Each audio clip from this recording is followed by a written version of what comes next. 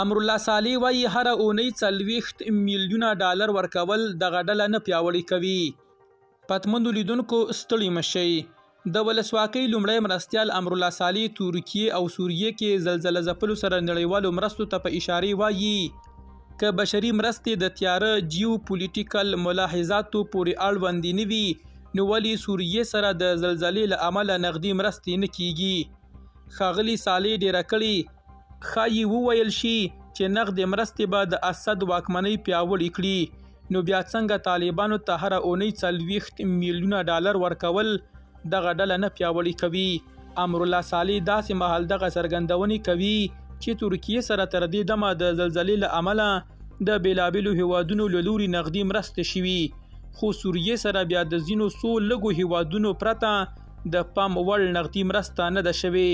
د تیرې دوانۍ ورځې پر سهار د زلزلو سختو ټکانونو د ترکیې منځنۍ او د سوریې شمال لویدیځې څنډې ولړزولې چې له امله یې تر دې دمه څه باندې 40,000 کسان مړه شوي. درنو لیدونکو له ملتیا مو مننه.